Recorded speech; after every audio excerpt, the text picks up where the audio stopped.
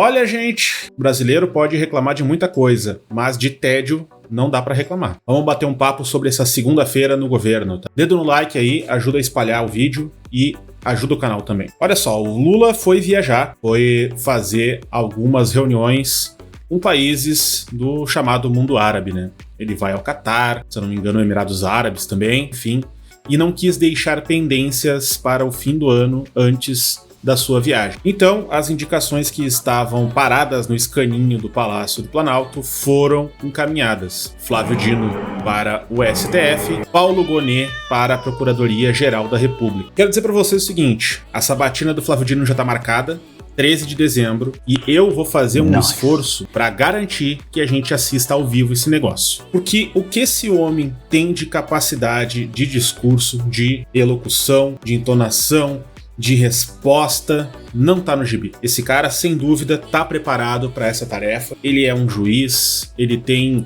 apesar das impressões do Demetrio Magnoli, notório saber jurídico e uma reputação ilibada. Então, eu tô ansioso para ver essa sabatina. Eu espero de coração que o Marcos Duval vá até lá e confronte o Flávio Dino pra gente ter mais algumas pérolas para reagir por aqui. Eu acho o nome do Flávio Dino extremamente capacitado para isso. Eu acho que ele vai ser um excelente ministro no STF, mas ao mesmo tempo eu sinto uma pontada de desperdício. Ele é um cara, nesse momento, essencial pro governo Lula. Não digo nem pro futuro, tá? Porque muita gente está dizendo que ele poderia ser um bom sucessor, ele poderia, enfim, vir a se tornar um nome relevante para 2030, construir uma candidatura à presidência. Eu digo o seguinte, isso independe de ele estar no STF agora ou não, porque ele pode tranquilamente se aposentar antes no STF e concorrer a um cargo, né? Tanto falavam sobre o Joaquim Barbosa até alguns anos atrás, que saiu do STF e depois estava aventando a possibilidade de se candidatar. Flávio Dino pode fazer a mesma coisa, não tem problema nenhum. Mas eu acho que ele é um quadro importante para o governo nesse momento. Eu acho que ele poderia exercer o seu papel enquanto ministro de Estado. De qualquer forma, ele é um cara preparadíssimo e que vai com certeza somar muito nesse trabalho. Ele já tem experiência nos 3 poderes e eu acho que isso é muito valorizado e tem que ser valorizado mesmo. Bom, o Paulo Gonet é uma história à parte, né, gente? Eu acho que essa altura todo mundo já viu alguma coisa sobre quem é essa figura, o que ele já fez, quais são suas opiniões e tudo mais. Muita gente tenta relativizar a escolha, dizendo que ele foi quem redigiu o parecer sobre a inelegibilidade do Bolsonaro e tudo mais. Bom, isso só mostra que é um legalista, né? Nada mais do que isso. E qualquer um poderia olhar para todas as irregularidades e crimes que o Bolsonaro cometeu e dizer que ele não pode mais se candidatar a porcaria nenhuma no Brasil, né? Mas ok. De qualquer forma, como é que eu enxergo essa indicação do Paulo Gonet? A meu ver, o Lula entregou um botãozinho de emergência na mão da direita. Por que eu digo isso? Eu tô tendo um flashback com a escolha do Rodrigo Janot, sabe? Quem não lembra, Dilma Rousseff indicou Rodrigo Janot para a PGR e depois foi o Rodrigo Janot que levou adiante toda aquela presepada do impeachment contra a Dilma. Eu acho que esse sinal é um clássico do Luiz Inácio Lula da Silva, a gente não pode perder isso de vista. O Lula é o cara da conciliação, ele é o cara que vai construir acordos com quem ele não concorda, e com quem ele concorda ele só vai dizer o que acha que tem que ser feito e vai discutir com eles e pronto. Agora, ele tá seguindo à risca o slogan do governo, união e reconstrução. Isso é bom para nós? Isso é bom para o governo? Isso é bom para o futuro do país? Não sei. Pelo menos em termos de escolha da PGR, não sei dizer. Eu sei que foi um sinal claro. E não é um sinal pro Centrão não, tá? Eu acho que é um sinal para a extrema-direita mesmo. É um nome que agrada ao bolsonarismo, inclusive. Em que pese ele ter feito parecer pela inelegibilidade do Bolsonaro, esse é um nome que agrada aos bolsonaristas. Então eu acho que isso é um aceno, assim como outros acenos que aconteceram, como por exemplo a semana passada, o voto da Bahia e principalmente do Jacques Wagner na PEC que em tese limita os poderes do STF. Aquilo me pareceu também um sinal, porque o líder de governo não faria isso sozinho. Ele faria isso conversando com o governo, né, gente? Então, aquele papo do Jacques Wagner de que é um voto individual, de que foi uma decisão dele e tal, não prospera na minha visão. Então, eu acho que esses sinais todos foram passados para tentar dizer o seguinte, olha, esquece essa página do passado, vira essa página, vamos olhar para frente, vocês estão acomodados aqui, tá todo mundo bem, enfim. Eu acho que isso é um clássico do Lula. Se isso vai fazer bem para o futuro do nosso país, a gente vai ver nos próximos capítulos. Agora, o que nos resta é acompanhar e pressionar. fiscalizar. Vamos ver se o Paulo Gonet vai realmente fazer um trabalho sério na PGR, vai levar adiante os processos, vai levar adiante as denúncias, né?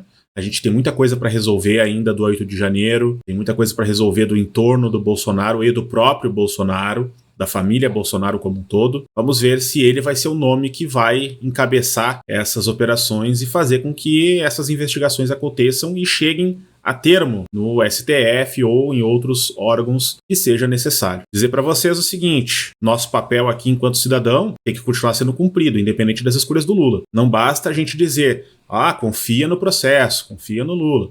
Não, a gente tem que estar consciente do que está acontecendo e sim, fazer as cobranças sempre que necessário. Então, vamos nos manter acompanhando, mobilizados. Agora, a gente não pode ficar fazendo catarse coletiva. É isso que eu discordo, tá? Eu acho que a gente precisa ter um foco, um norte para fazer os nossos reclames, né, fazer os nossos protestos, mas a gente não pode perder de vista o fato de que o governo está andando e que a gente pode até, em alguns momentos, considerar essas indicações problemáticas ou esses votos problemáticos como pormenores desse processo. Estou dizendo isso por quê? Porque as pessoas estão comendo, as pessoas estão recuperando o poder de compra, as pessoas estão conseguindo emprego e isso, no fim das contas, é o que interessa para um governo democrático e popular como o governo Lula, tá? Então, enquanto isso não for afetado, por mim, tranquilo, tá? Eu acho que a gente precisa ser bem pé no chão nesse assunto, tá? Mas, virando a pauta da segunda-feira, teve ainda o episódio da suposta rachadinha do André Janones. E eu quero comentar um pouquinho sobre isso nesse vídeo também, mas eu quero, antes de mais nada, recomendar que vocês assistam ao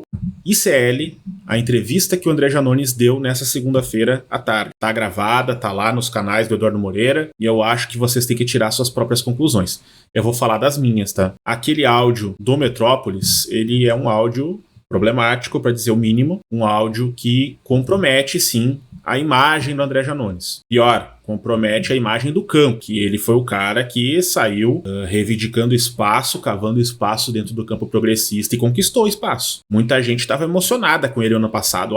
Ele vai nos salvar nessas eleições nas redes. Dizer para vocês que, olha, de certa forma ajudou muito mesmo, mas tá aí a dizer que é um aliado, dizer que é um nosso amigo do peito, dizer que foi o salvador da eleição. Calma lá. O próprio Eduardo Moreira dizia no começo de 2022 que o Janones seria um fiel da balança para aquela eleição. E de fato, com intenções de voto espontâneas ali de 2 a 3%, ele realmente foi um fiel da balança importante. Então ele fez o trabalho de campo dele que ele sempre fez. Ia Facebook, ia WhatsApp, fazer um grupo de Telegram e fazer agitação nas redes sociais com aquele limiar das fake news no qual ele trabalha. Ele chama de janonismo cultural hoje em dia. Então, assim, vamos separar as coisas, tá? Foi um aliado importante? Foi um aliado importante. Devo lealdade eterna e gratidão por isso? Ninguém deve. Ninguém. Então a gente precisa ver como é que isso vai se desenrolar. Minha conclusão da entrevista, eu acho que ele se embananou mais ainda do que realmente se justificou. Tá? Eu acho que se fosse uma coisa que, da forma que ele falou no Twitter, por exemplo, que era de menor monta, que não precisava de tudo aquilo, de que é uma fake news requentada, tirada de contexto, se fosse tudo isso, não viria a público se justificar, porque ele mesmo fala que não se deve responder a fake news, né? Então ele já admitiu que é uma news, não é uma fake. E toda aquela entrevista meio que deu a entender o seguinte: olha, vou dar uma Sérgio Morada aqui, sabe? Uma resposta meio Sérgio Moro para esse assunto. Foi o que eu senti, né? É um áudio fora de contexto, de uma escuta ilegal. Posso ter falado isso mesmo, mas se falei não tem problema nenhum. As afirmações, em termos gerais, foram nesse campo, tá? Fora questões mais complicadas, do tipo ficar tentando comover a audiência, falando de pai com câncer e não sei o que eu não quero me vitimizar, vírgula, mas tal, perdi dinheiro, tal. Bom, eu acho que se tivesse alguma investigação, o que não há, que não existe, né, deveria ser feita com bastante atenção, tá? Eu não vou generalizar porque eu não acredito, tá, na classe política como uma coisa só. Eu acredito em políticos sérios. Tá? Tem muita gente que fala, isso aí todo mundo faz. De pedir contribuição para a campanha, de pedir dinheiro de volta de salário. Olha, eu voto em pessoas sérias que, até onde eu sei, não fazem esse tipo de coisa. Se o fazem, eu vou deixar de votar. Eu não preciso ficar me apegando a nomes se eu acredito em ideias. Tá? E eu recomendo que vocês façam o mesmo para não acabar caindo na cilada de passar pano para algumas coisas. Tá? Eu tenho muitos problemas com o combate impávido e colosso contra a corrupção e tudo mais. Eu acho que o debate da corrupção ele é importante, mas o que realmente importa é se as políticas públicas estão atendendo a população, se o governo está funcionando. Então, a corrupção ela acaba sendo uma desculpa quase sempre da extrema-direita para tentar derrubar um governo que está atendendo a população, ainda que eles também sejam corruptos. Então, eu não sou muito aliado dessa discussão lavajateira sobre corrupção, mas é importante que a gente tenha pessoas, principalmente em posições tão importantes, tão proeminentes como André Janones, e não tem um teto de vidro, sabe? Eu acho que isso é que é importante. A gente tem um cuidado de garantir que as pessoas que estão atuando conosco, elas não estão, ao mesmo tempo, se locupletando do cargo para alguma coisa. E o áudio do Janones é problemático nesse sentido, porque ele fala em recompor patrimônio que ele perdeu em uma candidatura a prefeito de 2016. Então, assim, tá, tu perdeu patrimônio porque tu queria ser candidato, queria se eleger. E aí, o que teus assessores têm a ver com isso? Né? Porque a lei é muito clara nesse ponto. Rachadinha é um apelido carinhoso, vocês sabem, né? O crime envolvido nisso é peculato. Então, se houve movimentação, se houve pagamento de contas por parte de assessores por Janones, tá errado e ponto final. É crime, tem que ser investigado, tem que ser punido. Se não houve, mas ele deu a entender, isso não configura o crime. Poderia configurar se o entendimento fosse corrupção ativa e passiva, nesse caso. Daí sim, daí não importa se recebeu ou não, a intenção basta. Mas no caso do peculato, não. Né, foi isso que eu entendi sobre essas questões quando falam em rachadinha. Tá? Mas eu vou repetir para vocês. Recomendo que assistam a entrevista do ICL, tem mais ou menos uns 40 minutos. Dá para ver ele se embananando bastante, se contradizendo, tentando justificar. E daí cada um tira a sua conclusão. Tá? A minha conclusão é André Janones e Sérgio Moro se justificando, os dois a 80 km por hora, quem chega no mesmo lugar. Mas tá à disposição para quem quiser ver, tá bom? Muito obrigado para quem assistiu. Eu peço que se vocês ficaram até aqui, deixem o like, comentem aqui embaixo o que vocês acham sobre esses eventos que aconteceram nessa segunda-feira, pedindo para vocês também se inscreverem no canal, se tornarem membros para ajudarem aqui. Os membros têm acesso ao nosso grupo exclusivo de Telegram e também a lives passadas do canal.